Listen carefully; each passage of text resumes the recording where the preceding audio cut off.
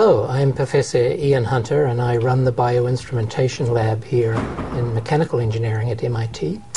And I'm joined by my colleague, Dr. Kathy Hogan. Hi.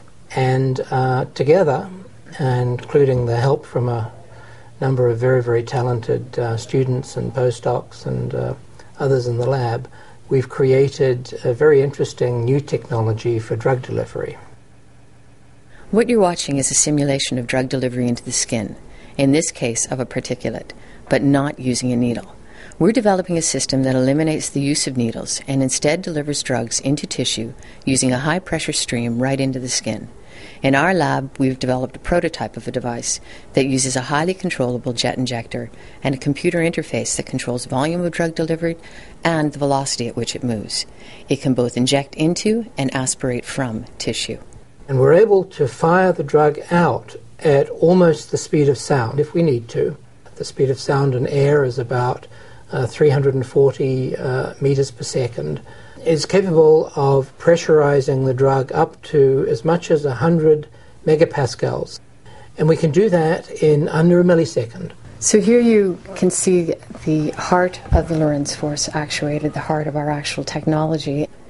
There's a magnet in the center of the jet injector that's surrounded by a coil of wire. And when we apply a current to the coil, we create a Lorentz force that pushes this piston, which forces the drug out of the ampule.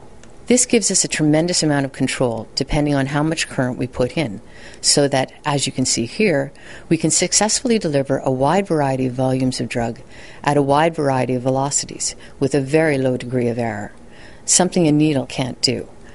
We can also change the velocity over the course of a single injection, so it breaches the skin at one velocity and then disperses the drug at another. We accelerate the coil to the desired speed, hold it there for a defined time, and then decelerate to a lower velocity to disperse and absorb the drug into the tissue. So the drug comes out at this fine jet, about the same diameter as a mosquito proboscis, and as many of you know, you don't feel when the mosquito inserts its proboscis into your skin because it's so very narrow. Our jet is of a similar diameter. We've also developed this device so it can be used for delivery of drugs right through the eye into the retina. We've succeeded in delivering drugs through the tympanic membrane in your ear so that we can deliver drugs to the middle and inner ear.